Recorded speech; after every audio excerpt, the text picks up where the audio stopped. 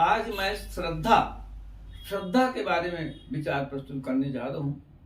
श्रद्धा शब्द दो शब्दों से बना है, श्रत धन धा। श्रत उपसर्ग है, धा धातु है। सत्य को धारण करना ही श्रद्धा है। इस बात को मैं एक दृष्टांत के रूप में आपके सामने प्रस्तुत कर रहा हूं। बड़ा रोचक दृष्टांत है। एक गांव में एक पुजारी महाराज रहते थे।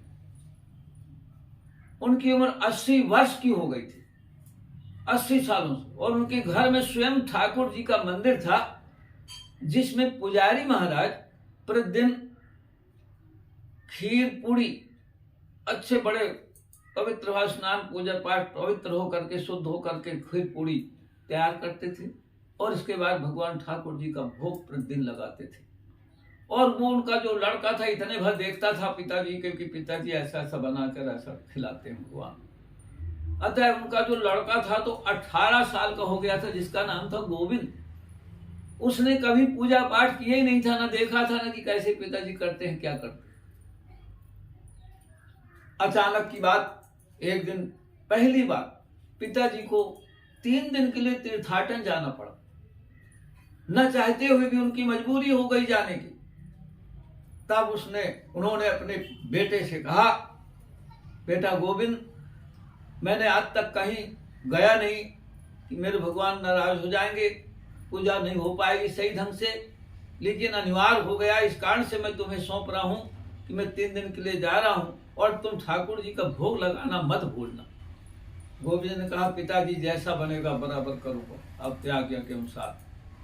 बस पहले दिन जब पिताजी चले गए, प्रातः काल जब समय आया, तुरंत गोविंद जो उनका पुत्र था 18 वर्ष का हो गया था, उसने तुरंत बढ़िया पवित्र स्नान करके शुद्ध होकर के खीर पूरी हलवा अच्छा बढ़िया तैयार किया भोग के लिए ठाकुर जी के लिए, और ला करके अच्छी सुंदर साफ सुथरी थाली में ला करके प्रभु के सामने रखा, जलपात्र रखा, दरवाजा बंद कर दिया जैसा पिताजी करते थे, और बंद करके हाथ जोड़ करके खड़ा हो गया सामने और कहने लगा, प्रभु, मैंने कभी आज तक पूजा करने का मुझे अवसर नहीं मिला, इसलिए मेरा निवेदन है कि आप मेरी गलतियों को ध्यान न देते हुए और प्रसाद ग्रहण करें।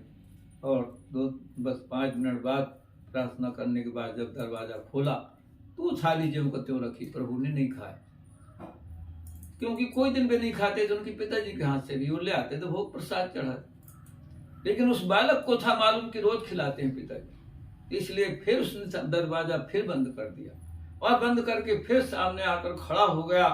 बोले, प्रभु, मैं कभी भी नहीं किया, बार बार मेरी करबद्ध प्रार्थना और निवेदन, और मैंने जब पूजा नहीं किया, जानता नहीं नियम, इसलिए पूजा के विधान, इसलिए गलतियों को क्षमा करते हुए प्रभु आप भोजन प्रसाद ग्रहण कर लें। और 5 मिनट बाद खड़ा रहा हाथ जोड़कर, और फिर जब खोला तो फिर देखा तो थाली ज्यों को त्यों रखी।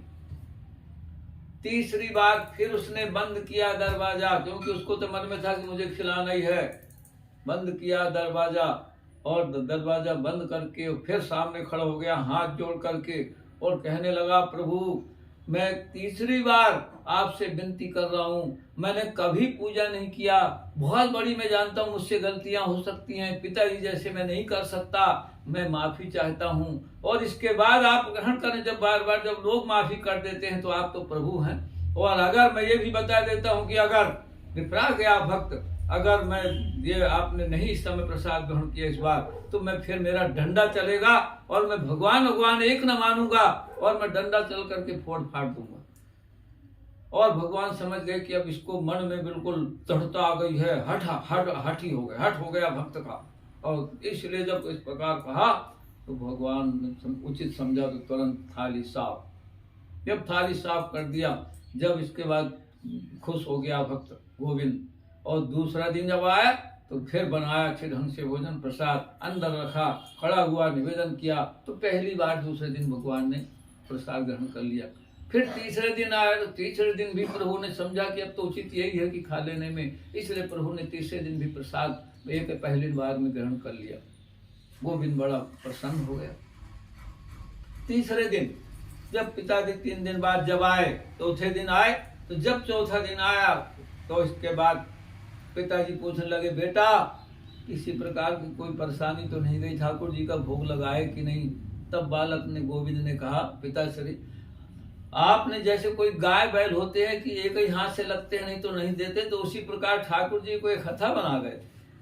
मैंने पूरा कहानी बताया कि मेरे को पहले दिन बड़ी दिक्कत गई, बताया पूरी कहानी की 1 बार हो गया, 2 बार हो गया, तीसरी बार मैं बहुत उसमें आगे आगे से, और पूरी जब कहानी बताया तो बोले इसके बाद फिर भगवान ने खा लिया, प्रसाद ग्रहण कर लिया। लेकिन दूसरे तीसरे दिन तो पिताजी बिल्कुल कठिनाई नहीं गई, वो तुरंत ही ग्रहण कर लिया दूसरे तीसरे दिन। इसलिए मैं तो जब पिताजी ने इस प्रकार सुना तो पिताजी ने कहा, बेटा धन्य है बेटा, पीठ में हाथ थपथपाया, बेटा धन्य है बेटा, जो मैंने 80 साल का हो गया और 80 वर्षों से जो काम मैं नहीं कर पाया, जिन प्रभु कभी खिला नहीं पाया, वो तुमने 3 दिन में कर दिखाया।